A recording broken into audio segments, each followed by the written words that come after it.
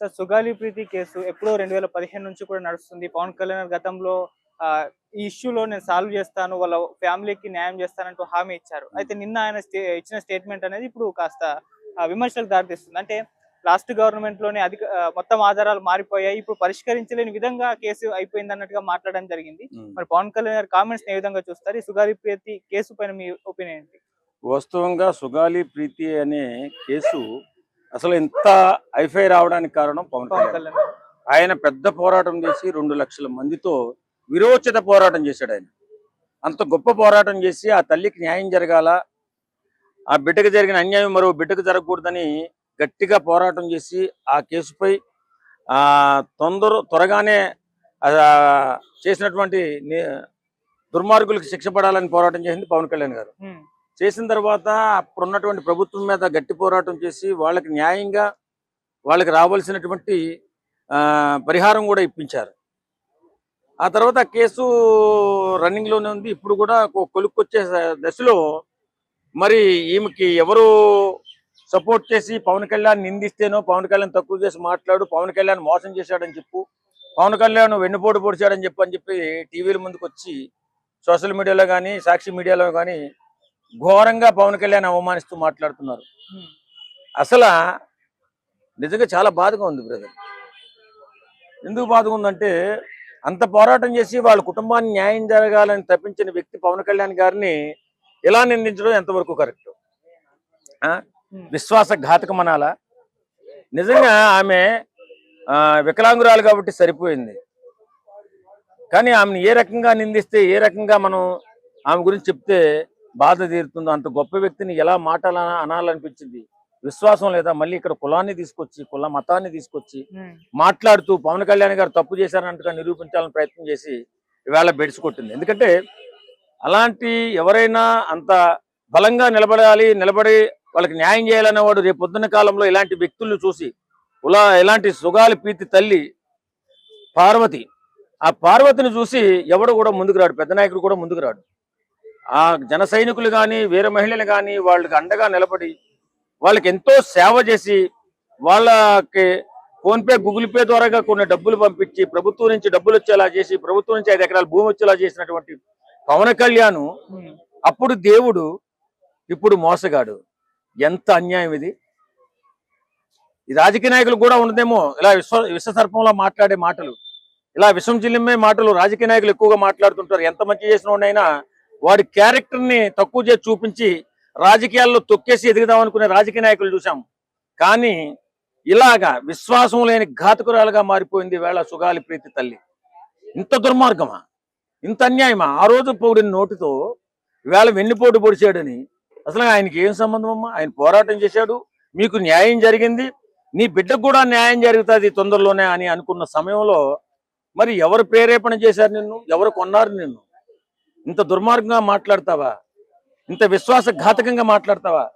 నీ బతుక్కి నిజంగా చెప్తున్నా ఈ కేసు కొలుక్కొచ్చేదా?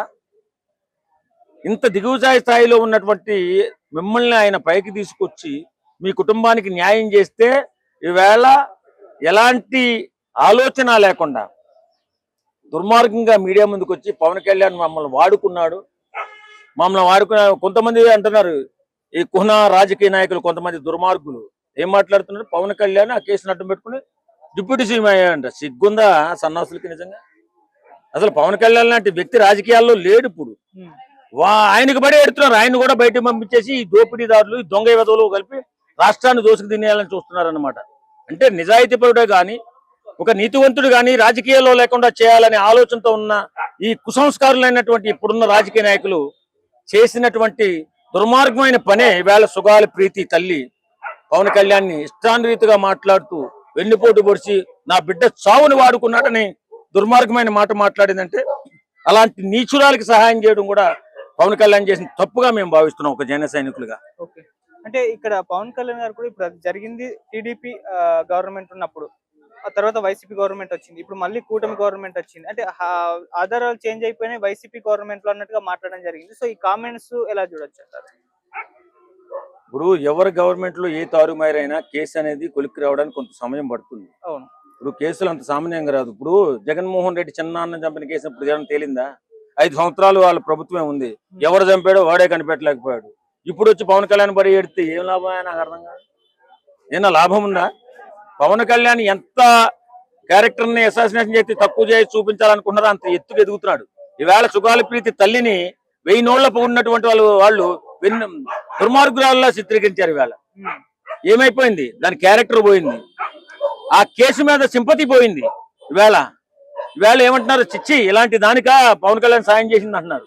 ఇలాంటి వ్యక్తిత్వం లేని వ్యక్తులకా పవన్ కళ్యాణ్ అంతగా రిలేట్ ప్రాణాలకు తెగించి పోరాటం చేసిందని చెప్పి ఈవేళ అందరూ అనుకుంటున్నారు. మరి నిజమే కదా? ఉచ్చనీచాలు ఉండవా? మానవత్వం లేదు. అన్నం తింటలేదు వీళ్ళంతా. అన్నం తింటున్నారు కదా.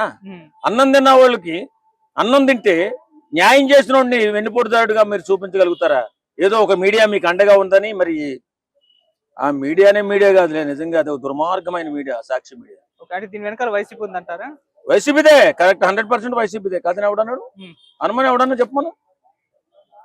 వైసీపీ కదా ఎలా పెట్టి కెమెరాలు 2-3 కెమెరాలు పెడుతున్నాయి. అవి అన్ని కూడా సాక్షి టీవీ కెమెరాలే. ఇంకో టీవీ కెమెరా ఉండదు అక్కడ. ఎవరైనా కూటమి ప్రభుత్వంలో చంద్రబాబు నాయుడు గారు కానీ, లోకేష్ కానీ, అలాగే మన పవన్ కళ్యాణ్ గారిని తక్కువ చేసి చూపించాలంటే ఈ టీవీ ఒకటే 4-5 కెమెరాలు పెడుతుంది.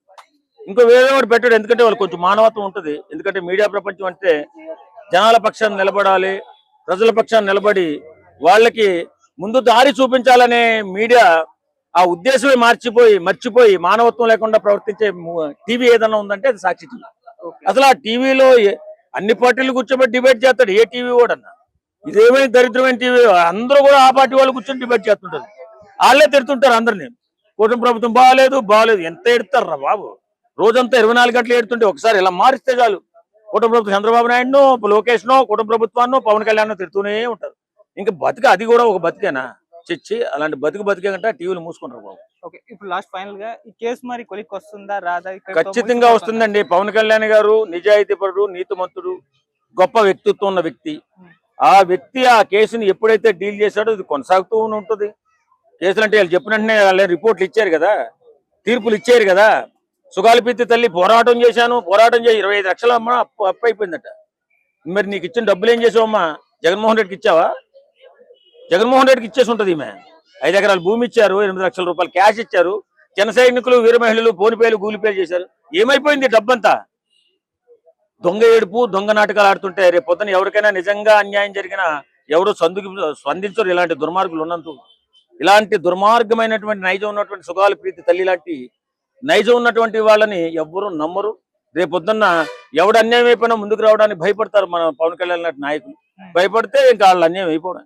Okay sir, thank you so much.